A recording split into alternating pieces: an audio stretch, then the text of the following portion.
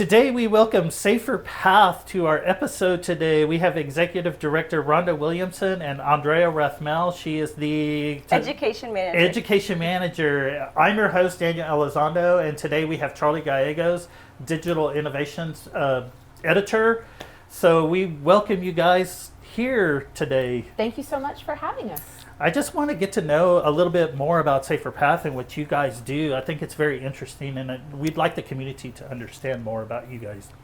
Oh, we do a lot. So every year we provide services to just over 1,000 people, which I think is really important to share with our community.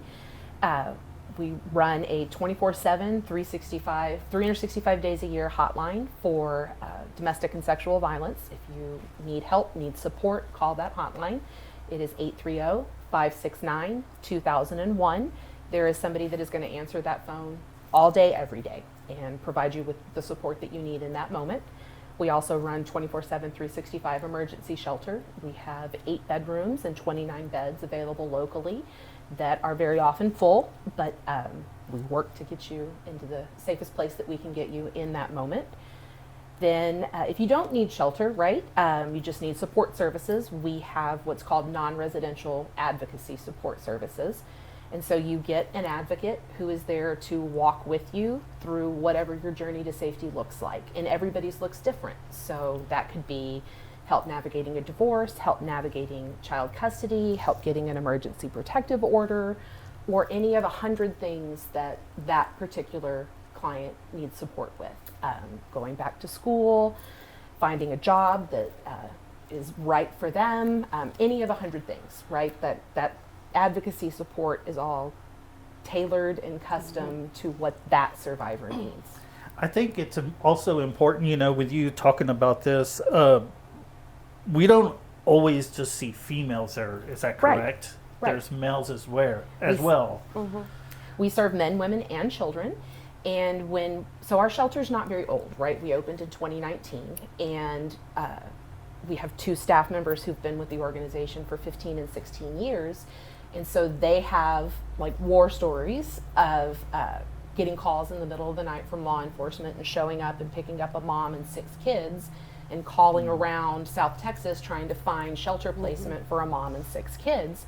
And so we knew what those barriers were, right? We knew it was hard to find placement for lots of kids at once. It was also hard to find placement if you were coming into shelter with a teenaged boy because they're classified as a man. And so that if you've got locker room style bathrooms and only bunk style bedrooms, that makes it a challenge to find placement.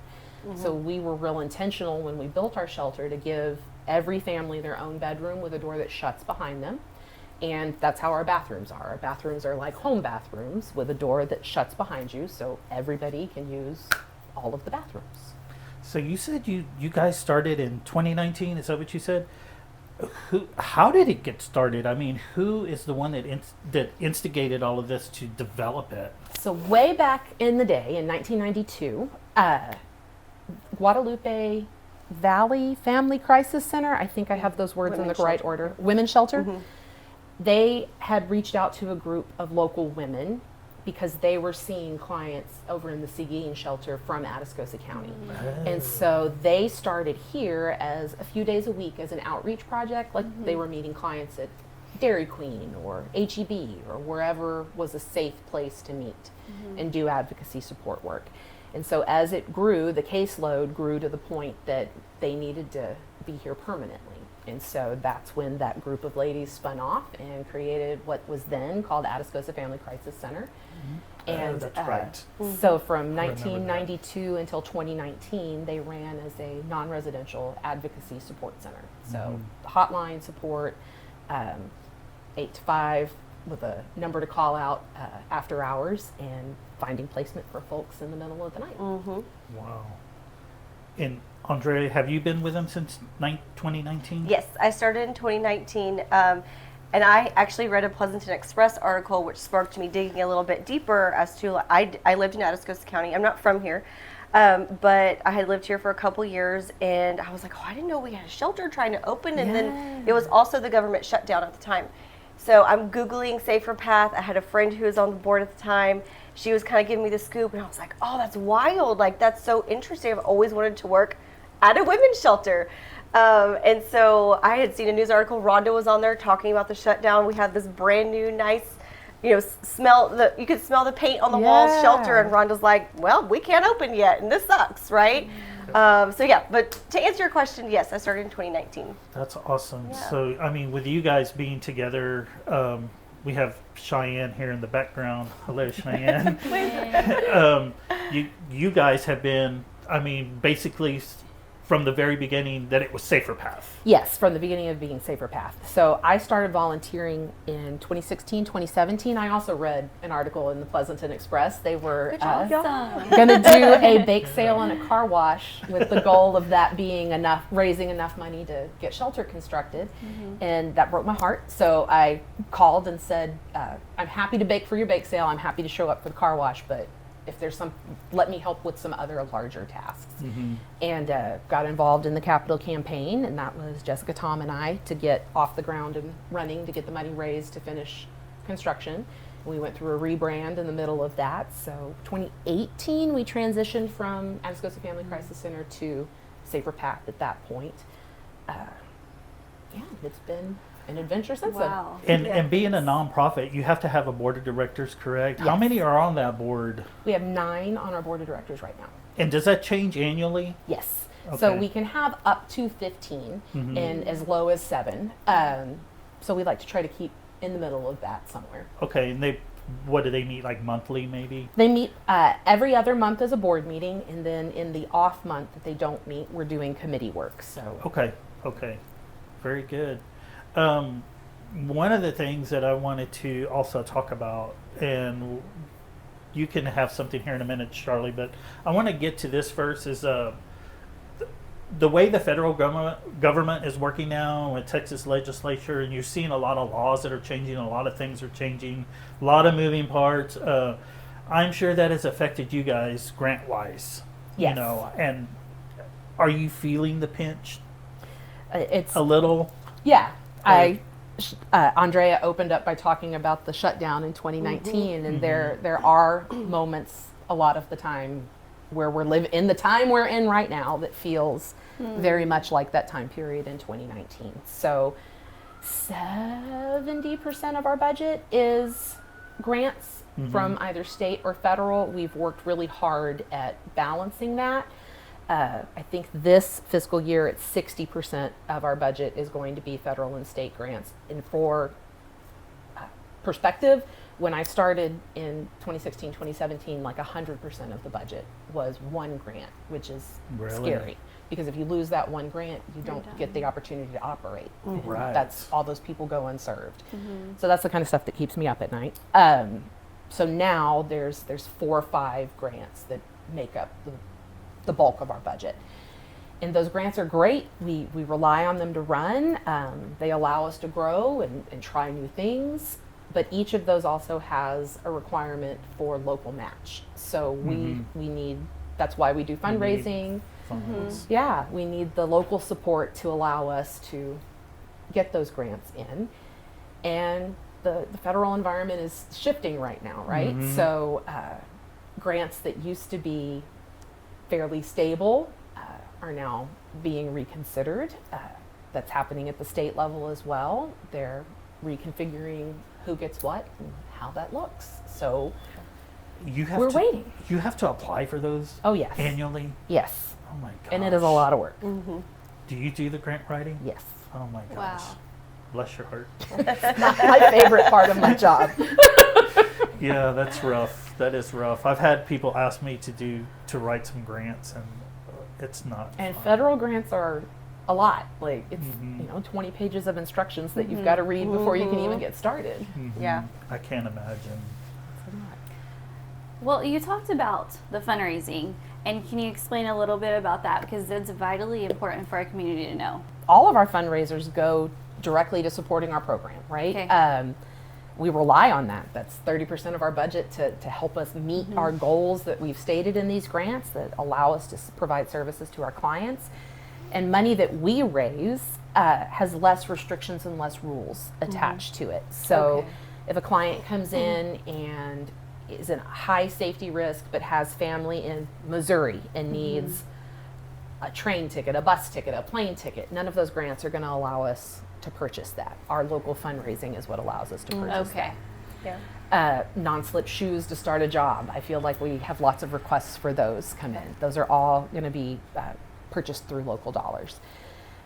A lot of our staff time to get to do things that are not just our victim service work, but a lot of our community change and community connection work and prevention work, all of that is supported through our local fundraising dollars, which is Andrea's program. We do 3 large events every year that form the foundation of that. So it's And you guys just did one. we just did one. We just finished. Bingo is our big one. Every summer we do bingo, bags and bling bingo. I'm glad you said that because when I was getting ready this morning and I knew you guys were coming, I was thinking, I don't have to say that because that's like a tongue twister It to is. me. I regularly refer to it as blingo. Yes, that's what I When I say. start talking too fast, it comes out like that. I have to catch myself. So in the summer, we do bags and bling bingo. In the spring, we do a swing into action for Safer Path golf tournament. Oh, yes. Ask you about Yeah. that too. I'd love to talk about our thrift store. That's a core component of our fundraising strategy, and that's our welcome mat to the community. Yep. So- Yeah. The Safer Path, the Begin Again thrift store is amazing.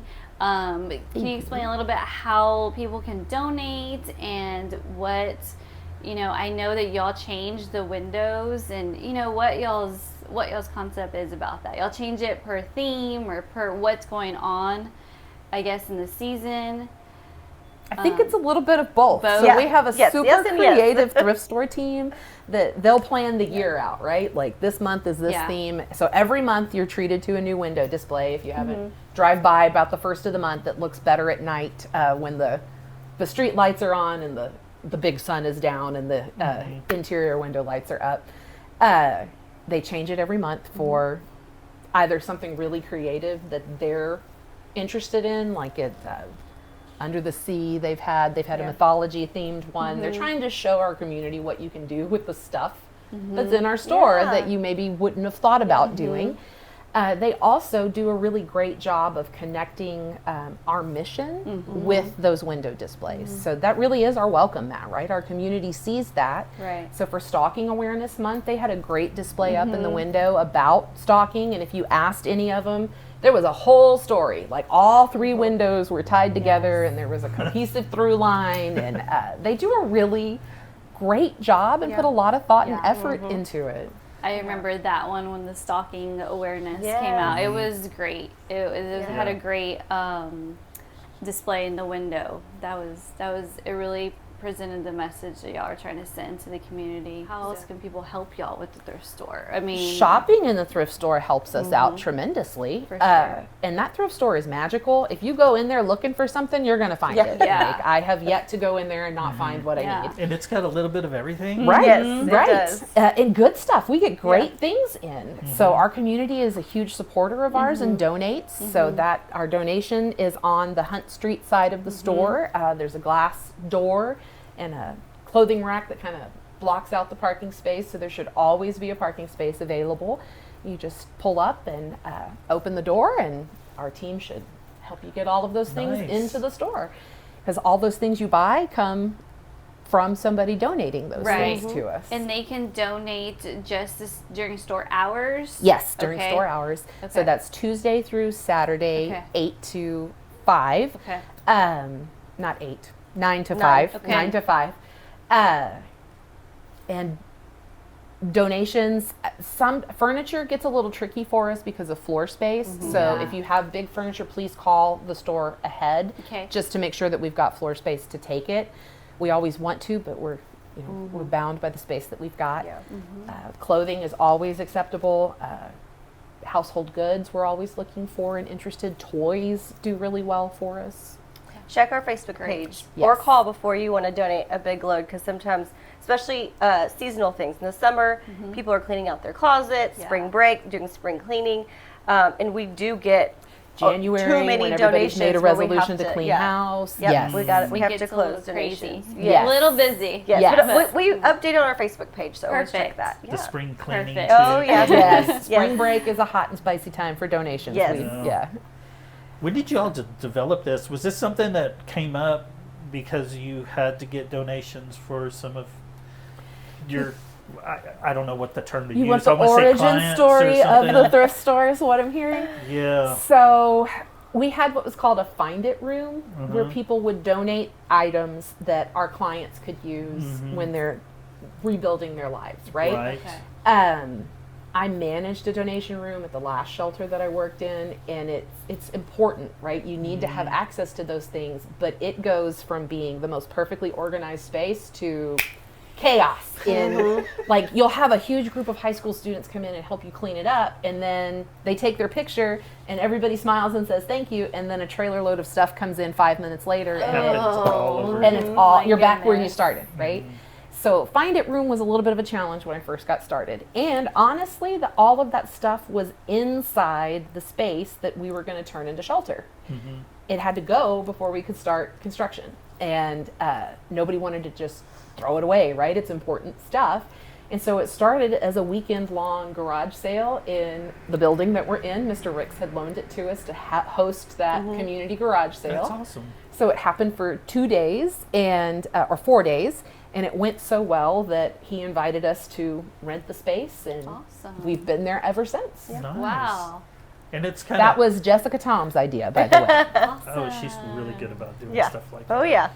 You know, and I'm sure you guys know this, but you know, I was born and raised here in Pleasanton, so that used to be a women's here. clothing Yeah. Or place. Rick's. Rick's Western Wear, or Rick's. Rick's There was a Clo- big store at Yeah. some point that's been. I just remember like there was also Dowdy's. Oh, that yeah. was the Yeah, I Western remember store. Dowdy's Dowdy's. is Yes. the one I'm getting confused. So I when remember we Dowdy's. were Yeah. when we were young, growing up, you know, this is how it was back in the day. It's like we're already driving. Me and my sister were able to drive already, and if I needed some jeans or something, Mom would always say, "Just go to Dowdy's and tell them to put it on our ticket, on our charge bill." Wow. Yeah, I'd go get a pair of jeans at Dowdy's, and then they'd write it.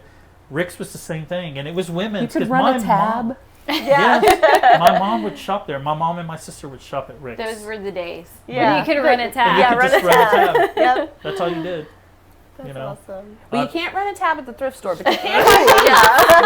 Yeah, Yeah. those days are long gone. Yeah.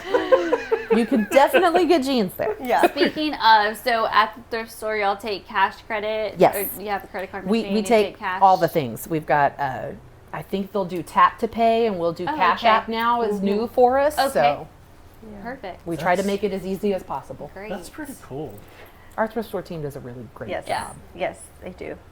On the last fundraiser you had, I know that's your biggest. You said. Bingo is our biggest. How did you guys do this year? Do you feel like it was pretty successful? Yeah, oh yes, this was our most successful bingo Okay. Yay! ever.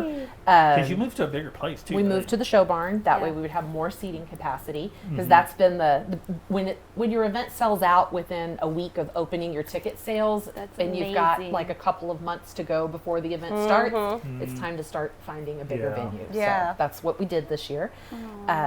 We are projecting to be over $100,000 Nice. in what we've brought in for that. We're still calculating. all that. calculating and accounting and closing the month and all of those kinds Yeah. of good things. So That's great. I know. that's a record for us too. Like we, That's awesome. That's awesome. we're excited. Oh. Yeah, I feel like I'm gonna have to start going. Well, make sure you buy I your know. ticket early. We had more than 500 people in the show barn, Uh-huh. so make sure you get your ticket early so you can come. Well, my wife. Y'all can it- come to the yes. table. Yes. It My- was fun. We had It's a great time. Yeah. My wife went and she was texting me and she said, "You know, you could probably come to this." And I'm like, You could. "There's It's not just for the it's ladies. not just it's a for the lot of ladies. ladies and the bling and all that." And she said, "John Mays is here." He is. Yeah. John And I Mays is thought, on our oh, board. okay. He had a table. It Joel definitely McGinn has was on our started board. He was growing. there. It's yes. you started growing to where it is starting to be a little bit more of not just Like a women. community event. It's, Yeah. Right. It's more of like a community and not just one. I've noticed that, and that's great.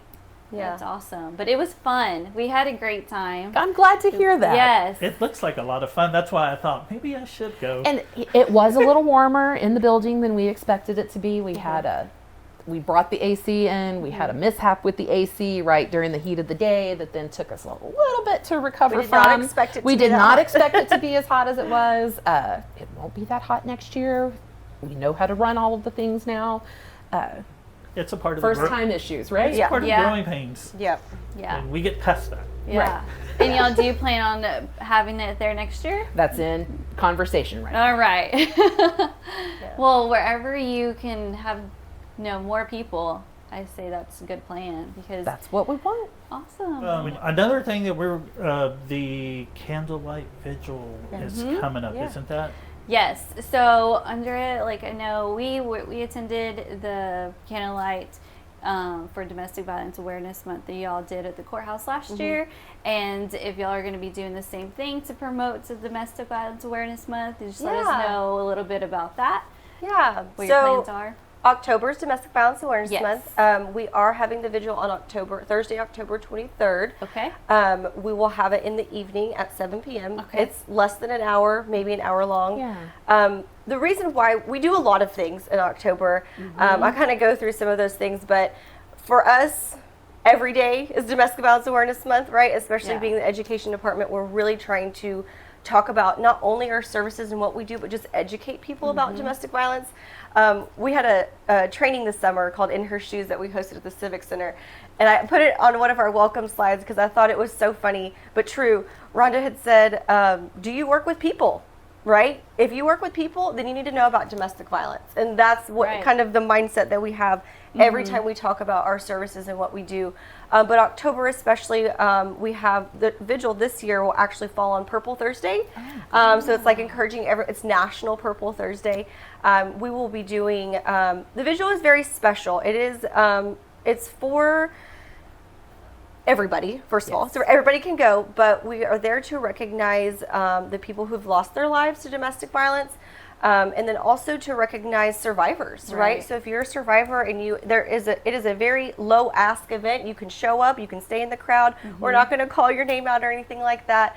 We do, however, read some numbers from the Honoring Texas Victims report. So if you went Yes. last year, I you remember heard that. some of that came up. So tragically and unfortunately, we do have people killed in our county due to domestic violence, right? This person who was supposed to love you and care for you has now then taken your life, right? So we really want to be very careful about telling their story and recognizing them for that.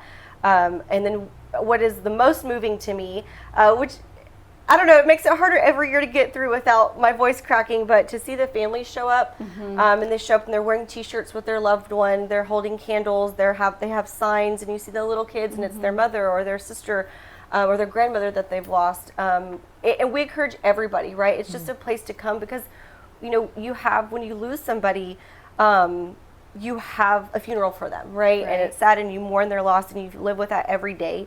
But are we talking about why they lost their life? Right? And so that vigil gives a place to we're not going to keep this a secret. We're going to keep talking about it because somebody, yes, it was due to domestic violence, but it was a person, right? A person took another person's life, and we need to look at why this person is doing this, right? Which is maybe that's a whole other time we talk about that. But that's what the vigil's for. So it's very moving. Our law enforcement goes. We work very closely with them.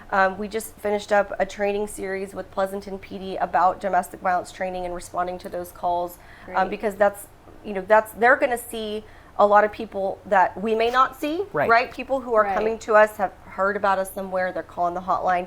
Law enforcement is responding right as soon as that crime happens. So they're able to kind of talk about Safer Path, give them a card, and go from there. But we had a 6-month training with them, which was amazing. But yeah, law enforcement goes. Rhonda will speak. Our district attorney's office, somebody from that office will speak. Normally it's Audrey. She does a very great job of talking about the prosecution end of it, right? Holding these people accountable. And so we hear from them. We play a song this year. I'm really excited. I don't want to do a spoiler alert yet, but we're hoping to have someone live come sing. We have a song that people really look forward to, and He's a youth in the community, and I think it'll be really great to see. And we also encourage youth to go too, right? This is 100% preventable, right? And it Yes. starts with our teens and with our youth, and so we encourage them to come out, see what it's all about. Maybe they are interested in getting involved in some advocacy work. Various other things for Domestic Violence Awareness Month. A big thing for us last year with, I'm looking at Cheyenne, y'all can't see her, but Cheyenne Pavlechka is our community engagement coordinator, and we worked on this project called Businesses That Believe. Yeah. So again, we're just talking about it, right? What happens in people's homes when there's abuse isn't private, right? It becomes a community problem, and we have to address Right. it that way. So when we have a sign in front of your business, in front of the Pleasanton Express that says there's no excuse for abuse, Yes. you deserve to be believed, here's a number, right? This is bringing it to light. And so we partner with some local businesses. I can't remember exactly the number that we reached, but handfuls, 18 Yeah. businesses, and we're hoping to reach more. It's, again, low risk, right? Do you want to be a business that believe? You say yes, we bring you a sign, and you get to kind of display that, and then we'll come collect those at the end of the month. Or, I mean, if you really want to keep it, you're welcome to keep it. We'll bring you some hotline cards. We can even talk to you about, okay, someone comes into your store, they see the sign, and they're like, well, I think I'm maybe experiencing these things. What do I do? We can even talk to you about how to address that, right? How to talk about Safer Path in our services. So, Right. Since you guys have developed or started the Safer Path organization, have you seen, especially now since you've been established, have you seen an increase of people just coming to you guys for seeking help? So Because before it seems like people were apprehensive about Right. it and scared maybe, but you see it more now. yes. So we've had a lot of walk-ins. Our administration building is in a visible location with a big sign in front of it. And they may not know where shelter is, but they know this Safer Path is where you go for help. And so they'll walk in at our administration building, and we'll get them connected to services. We've seen a big increase in walk-ins. This summer in particular has been a challenging summer in terms of people needing a lot of support. That's really sad. That's incredibly sad. it's sad, but just because they're not coming in doesn't mean it's not happening. Right. Right. It's happening, and we just now know. And we just now we're knowing about it. I think it's sad, of course, but I think they're coming out more because they know y'all are available. Yeah. Yep. So and y'all are doing y'all's job by, teaching and letting the community know y'all are there. So it's sad and it's good. Yeah. Well, and statistics explain the world to me, Yeah. right? I know that numbers don't do it for a lot of people, but the statistic is that 1 in 3 Texans are a victim of domestic violence. So, let me rephrase that. It's 1 in 3 Texans are impacted by domestic violence.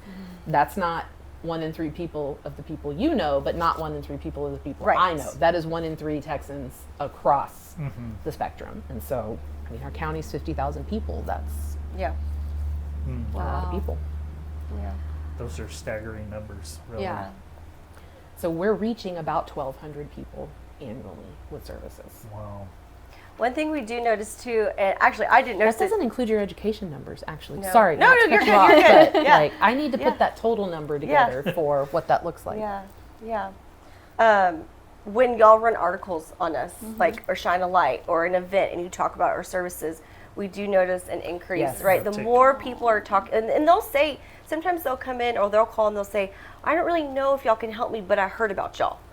Great, right? And even if, let's say, they don't qualify for services, which the only qualification is, are you a victim of domestic violence or sexual assault? We can connect them Yeah. with someone who can help them, right? We have a resource list that we pull from. We're not just going to be like, sorry, can't help, click, right? We're going to do our best to connect them with the people that they need. When I know you mentioned earlier about the law enforcement, when there's a crime that's committed, and you mentioned this briefly, that they hand them a card or something if they need it, do they actually call you guys in Yes. some situations? Law enforcement is our biggest referral source. Yes. So we provide every law enforcement organization in the county. It's called a notice of family violence that has their rights as a victim of crime, our contact information, Protective order. protective order information. It's a quick one thing to hand, right? Like, everything has been chaotic. This has been a really hard moment, and the officer has talked to her about that, and I say her because it's predominantly, but I acknowledge that men can be victims too. It's a way to leave something with them when the dust has settled, so that they know they have a resource. That's good. That's good. Yeah. And the reason I brought that up is because, earlier I had mentioned I lived in Southeast Texas for 10 years. I also worked at a newspaper over there. And I remember going to it was a crime scene. It was not a pretty crime scene, but I remember there were some advocates out there that the law enforcement had called because there were some children in the home, and they came in and they helped out. There was a woman and some children, and they needed help really quick. So yeah, and having that immediate, like Rhonda mentioned, the family violence notice. We also give them Safer Path hotline cards. Yes. It's business card size. It's got no one's name on it, just our hotline. Services are free, right? Those two things. And one of the things that we've talked about with Pleasanton PD is they're explaining what we do, right? Not just saying call Safer Path, they can help you, right? They're like, no, they're local, right? Those are some things that are important. It's free, it's local. They're going to be able to listen to you, right? And whatever next step looks like for you, they're going to help keep you safe, right? These are some things that they offer to you. So it's kind of like a warm handoff. So when they call, they're not like blindly calling. I don't really know what number I'm calling. They just gave me this number, right? So that really helps to kind of with that transfer, and also just listening, right? When they call, like if this is something that they think that they're experiencing alone, right, we can listen to them and assure them they're not. Like, you are not alone. We are here to support you. We are here to listen, and we're here to help. do you have other people there to take these phone calls, or is it typically mostly you guys? Oh, no. No. We've got, it's a big staff. We just had that conversation this Grown. morning with Judge Coon. We've grown. So in 2016, 2017, when I read the newspaper article, it was 6 people that were going to run 24/7, 365. Now we're a team of 27, Nice. and Wow. that includes our thrift store team, that includes our shelter team. Like, it's Yeah. been a lot of growth. Yeah. Wow. That's good. Wow. Okay, so Andrea, you are the education manager at Safer Path. Explain a little bit what you do to help our community education-wise. Yeah, so my role is I oversee our programs. Okay. We have 3 programs. One of them is the RISE class, which stands for Resources and Information for Survivor Empowerment. We do that class in partnership with our district attorney's office and our county attorney's office. And what that class is basically about is domestic violence. We talk about domestic violence dynamics, types of violence. We also talk about some common myths about domestic violence. We do a lot of safety planning because this class is for victims who are looking to drop charges against their offender, right? Okay. So this allows them an opportunity to come to like a non-biased party, like where we have no influence about the outcome of the case. But it allows them to come to a space where they can talk to victim advocates and get some education about what they're experiencing, right? About what's going on. And not only that, but to feel connected, because it's a group setting. Everything is confidential. Right. We do not share their information with anybody, as is our regular Safer Path services. But they get to know about what we do, and we're not judging them, right? It's just a space for them to come connect with each other and learn about what domestic violence is and what Safer Path does. And that's a 2-hour class. We have that once a month. And then the other class that we do is the parenting class. It's called the advanced parenting class. That parenting class is very specific. So it's a parenting class plus a domestic violence class all in one. And so that class is specifically for victims of domestic violence who have CPS involvement because of the domestic violence. So we are hoping, our attendance is low right now, but we're hoping to spread the word about what these classes are, because sometimes, what will happen once, let's say, an incident happens, right? He has thrown things, he's harmed her, but maybe hasn't directly harmed the children, right? CPS gets involved because there was a violent incident that happened, and now she is being required to take XYZ classes. You need to take a parenting class and a domestic violence class, right? So the reason why we have this class is to fill both with a victim advocate, right? So we are getting them in a space where we're talking about domestic violence dynamics. We're talking about gender socialization, like what this means when, like Rhonda mentioned earlier, statistically we're looking at intimate partner violence as a gender-based crime, right? You're seeing men predominantly inflict violence on their female partners. And so we're talking about that and how domestic violence can impact their children. We're also talking about self-care, right? When you are living with a person who's controlling and a person who's abusive, you are not the priority in that house. He is, right? Mm-hmm. And so navigating that, and a lot of times they're not putting themselves first, right? Mm-hmm. The way we explain it is if you've ever flown on an airplane and they give you instructions on put your mask on first, right? Mm-hmm. Don't put it on. Your instinct is to do your children first, but if you're passed out, you can't help anybody else. So putting that mask on for yourself first, so then you can give, right? You can give to other people and you can give to your children. We have various topics that we talk about, but it's all connected to that domestic violence and the impacts that it has. And then the other class that we offer, those two things are free. The only thing that Safer Path charges for is our offender class. And that offender class is the Batterers Intervention and Prevention Program. And that class is 24 weeks long. It's 6 months for a reason, right? We're looking at this it's specifically for men who have been violent against their female partner. And we're looking at unlearning this violent behavior, right? Whereas like the parenting class and the RISE class, we're hoping to teach something, right? To learn and to educate.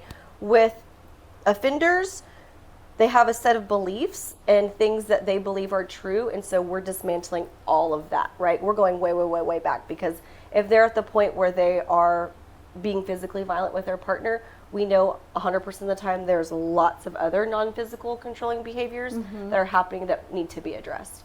And that is typically referred to as, an arrest has been made, and then now they are on probation for the offense, for the violent offense, and they are referred to BIP. And we get the referral from probation, call them up, get them an intake appointment, and if they're appropriate for class, they can start the next week.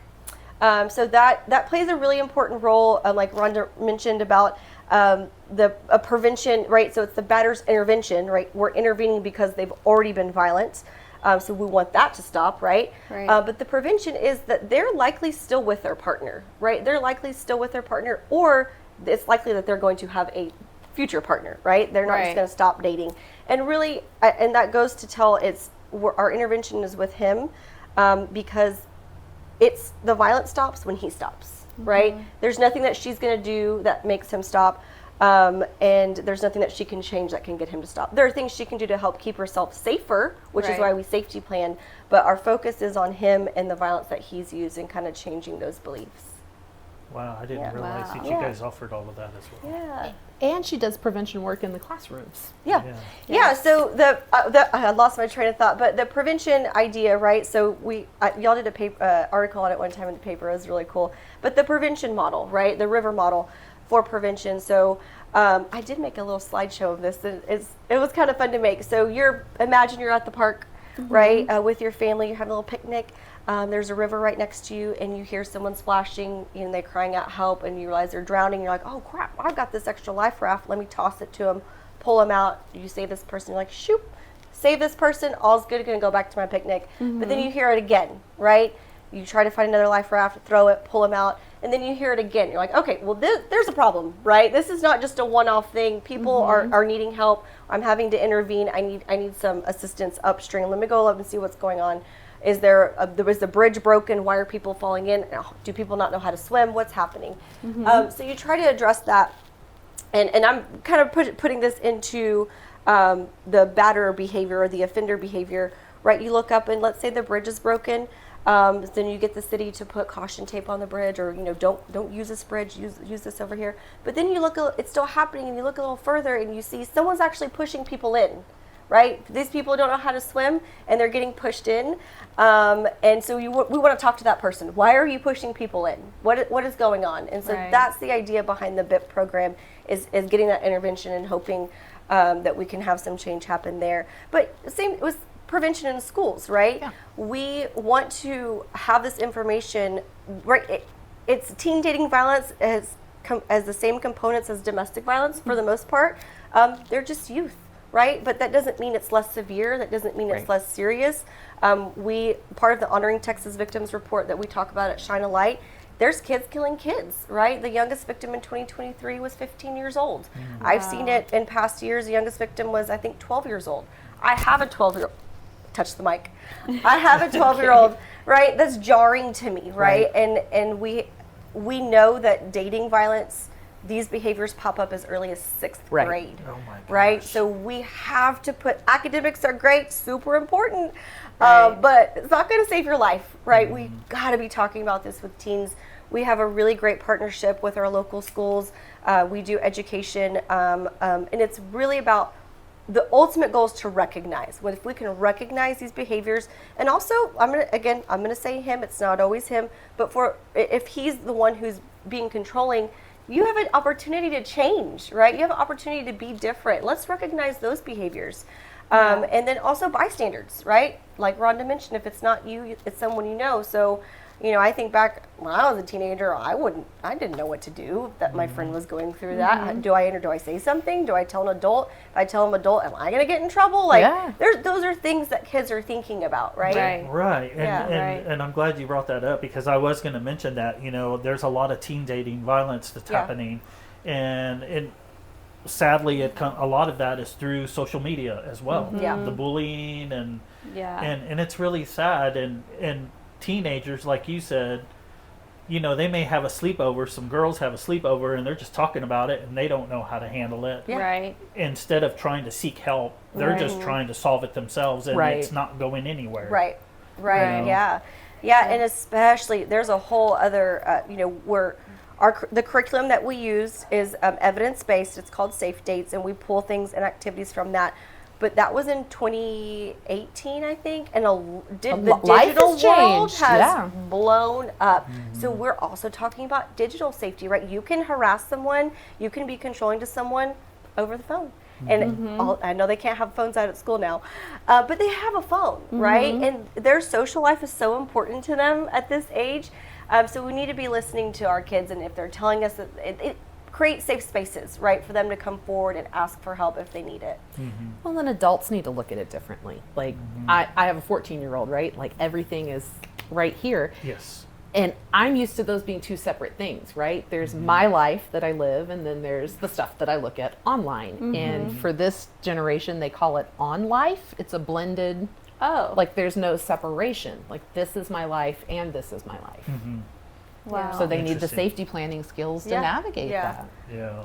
And to not minimize it. Just because it comes through a phone doesn't mean it's not hurtful. And whoever came up with sticks and stones they can were break a your big bones, fat hairy liar. but words can never hurt me is not true. No, words it's not. hurt. Because even when you get a text message, and you may get a text message from a friend that you text them about something, and their response, and you're looking at it like, is he mad?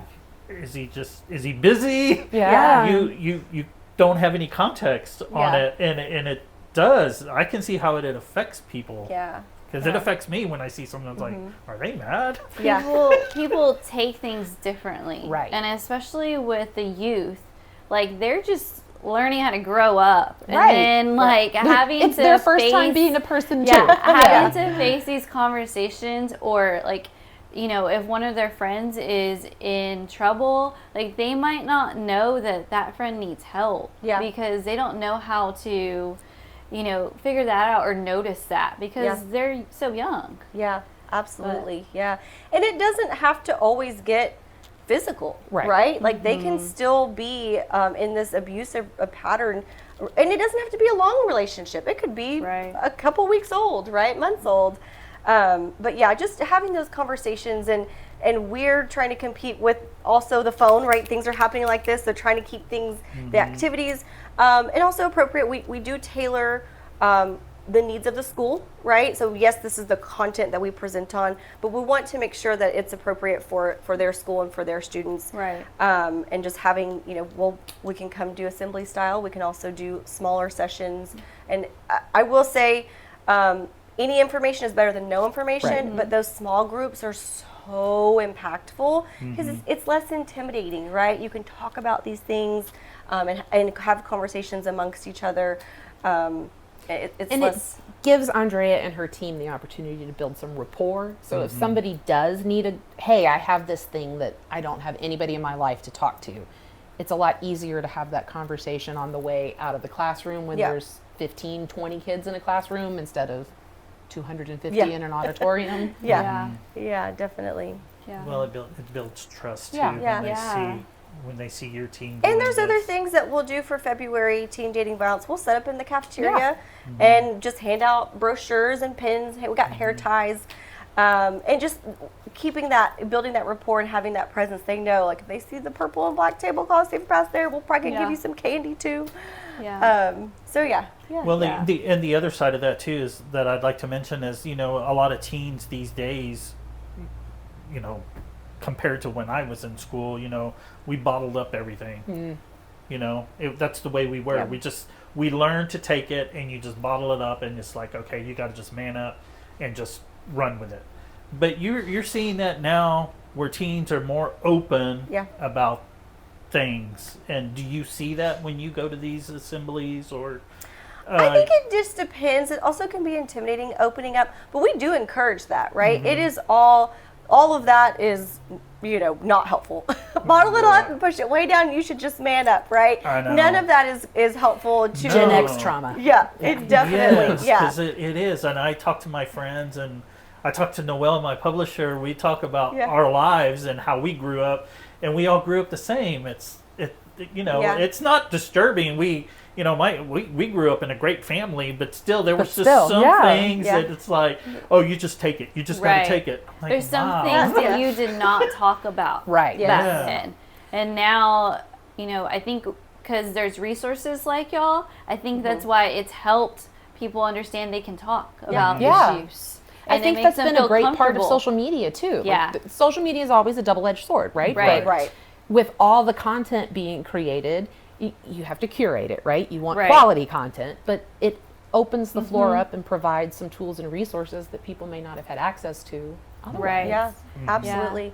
And Cheyenne again, she does our social media posts, and she's very thoughtful about. We do like a Fact Friday, and just Yeah. not only what Safer Path does, but also information out there. Mythbusters. Oh my goodness! Like, there's a lot of myths about not just people locally, but like globally. There's a lot of myths about domestic violence, right? And so getting the right information out there, but you also have to be appealing, right? Because people are scrolling, you want to be able to catch their attention. But Right. follow us on Facebook and Instagram.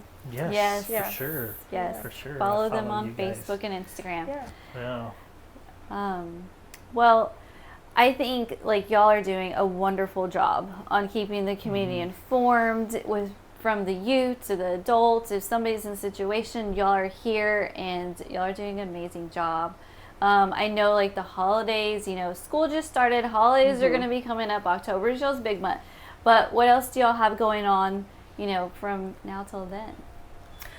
I was thinking about, I don't know if something else came to mind, but back to the thrift store windows. Right. We also work together, our education team, our community engagement coordinator, and thrift store team work together to really highlight those awareness months. Super important. I don't know what we have cooking for this year for October, but it'll be something good. A lot of our team are big fans of Halloween, so we'll probably tie in some sort of Halloween with domestic violence. Try to Okay. appeal to that. But very creative. So if you do not go see our thrift store windows, especially during Awareness Month, you really should check it out. We've So got that's some good stuff. October is Domestic Violence Right. Awareness Month. February is Teen Dating Violence Okay. Awareness Month. April is Sexual Sexual Assault Awareness Month. Stalking Awareness January. Month is January. Yeah. Okay. So I got them out of order, but yeah. I knew there were a couple. That's Yeah. why I was like, what are those? Oh, Yeah. there's some coming up. Yeah. And I'm sure y'all have plans every time those come up because y'all do a great job promoting that and getting that message out there. We also do proclamations. That was the other thing I forgot Okay. to mention. I was about to say that Proclamations. because I see you guys Yeah. at meetings that Yes. that I Yes. attend. There's Andrea and Cheyenne. Cheyenne. Yes, I have That's seen that. us. We're on there. One have seen that. thing, proclamations they're really important because it gives us an opportunity to address the city that we're in, and that Okay. the city can say, yes, I support this organization and I Right. support the awareness of these causes. It can be, again, these are not things that are just going to come up on their own, right? So we're like, let's talk about this at your city council meeting. And we do. Like, our county is really great. We also go to McMullen County. They're really amazing. We go to their commissioner's court as well. And it just, also allows us a chance to replenish. Hey, you need some more brochures, you need some more hotline cards, things like that. So, yeah. Nice, very nice. One thing that we're doing new this year that I didn't get the chance to talk about is we've been talking more about fundraising is tied to what we do and our ability to do the work that we do. And so we've talked honestly about how much it costs to run our shelter. And so it's $175 per night per person in shelter. So for that $175, they're getting a safe place to sleep with the lights on, with water running. They're being fed. They're being provided for all of their basic needs, everything that they would need, clothing, shelter, food. And then they get an advocate to help them walk whatever is next for them. And all of that's included in that price. Yeah. Wow. Yeah. Computers in there as well? What do you mean computers? Like if they needed to, like if Yes. they wanted to apply for a job or something. We have a Absolutely. computer that's set up in shelter for them. access for that. Okay. We have a quiet room set up in shelter that is we talked about space being a premium earlier. That's a space that's set aside because shelter life is noisy. If you're a single woman and you don't have kids and your next door neighbor and has 5 kids in the room, it's a different experience. And so community living is a challenge. We have a quiet room where it's a space to go. There's no phone, there's no TV, it's just a space to be.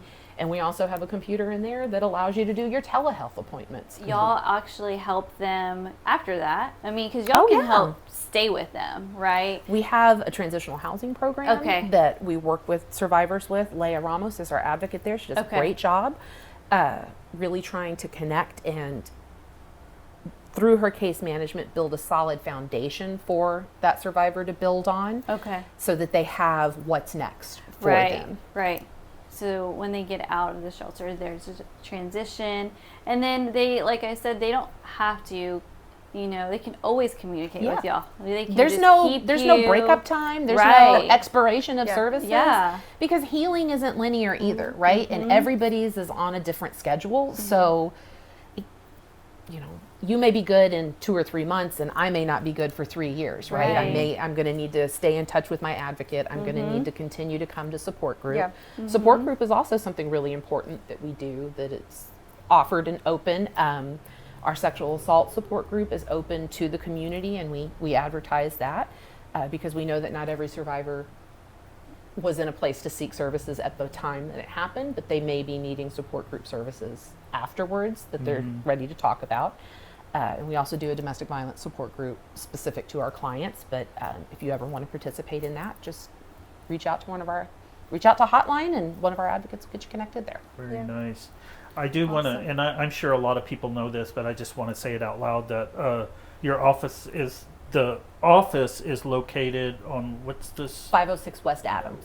506 West Adams. Right below the cemetery. in Pleasanton. Yes, that's right. And I just want to clarify and say it out loud that this is not the shelter. That is not the shelter. The shelter is undisclosed Right. to protect the clients. Yes. Yeah. Okay, Yeah. just wanted to clarify Yeah. that. So Yes. if people are asking, like, well, we know where it's at. Why do I don't want to go I there? can't Yeah. fit 29 people in that shelter. Yeah.